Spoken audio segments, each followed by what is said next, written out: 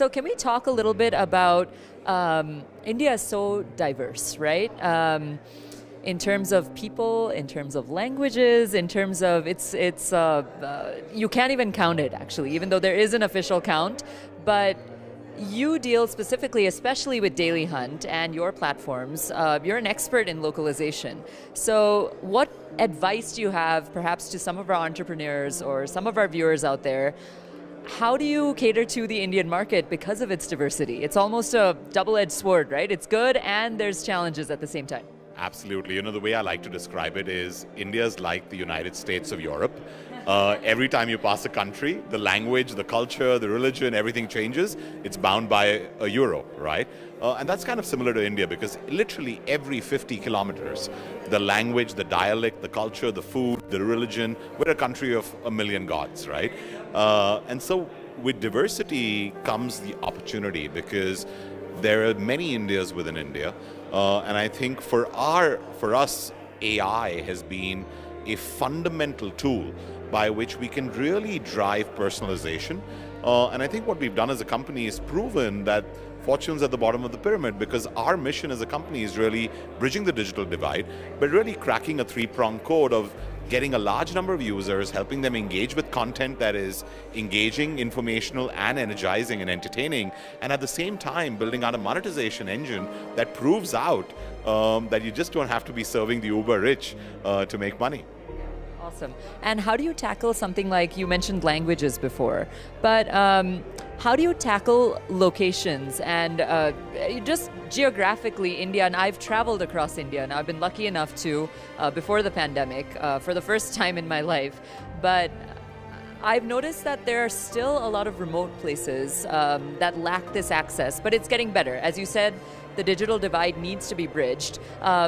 What advice would you have for other people, especially working in tech, working to connect people together?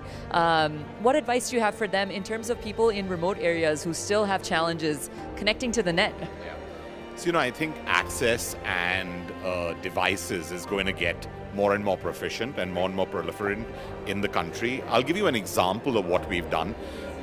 You know, Unilever proved to the world that India is all about the sachet model, right? You don't need to sell a 5-liter Dove, you can sell a 2 rupee packet, right? And so, you know, when we thought about Dailyhunt, we were serving a very educated use case in terms of local language audiences that wanted to read and engage with content of different formats. But then we realized there is Bharat. And Bharat in tier 2, tier 3, tier 4 rural doesn't really care about, you know, what's happening with Ukraine and Russia, unfortunately, but they care about mere mohalle mein kya ho raha hai. And in Hindi, what it meant is what's happening in my locality, what's happening with the elections, what's happening with the district administration, what's happening in the school, what are the schemes, what are the jobs, what's the employment, what are the issues, is there electricity, right? And so we started this initiative where during the pandemic we found that there were over 100,000 creators of content for newspapers and TV who were unemployed.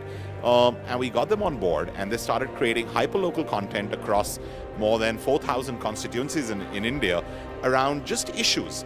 And what that's done, we didn't spend any money, but these guys were creating content and tagging local bureaucrats and local politicians.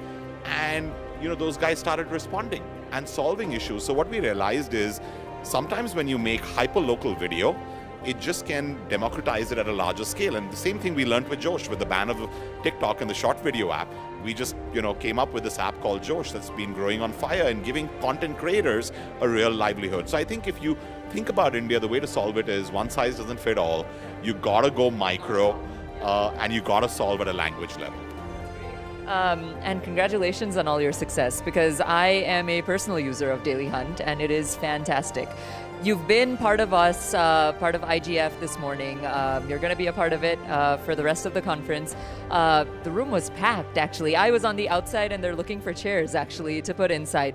How do you feel about being here today with us?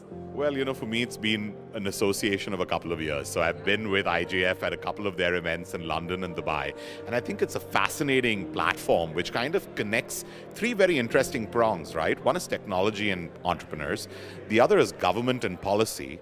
And the third is trade. There's actual business that happens, right? And that's kind of a rare combination. And I think that's worked really well. I've met some really diverse people, investors, businesses, potential partners. And I'm thrilled that Manoj and the team have brought it for the first time to India in my city in Bengaluru. So really happy about that. Well, we're happy to be here, and thank you so much for being with us. Priyanka, thanks a lot. Thank you so much.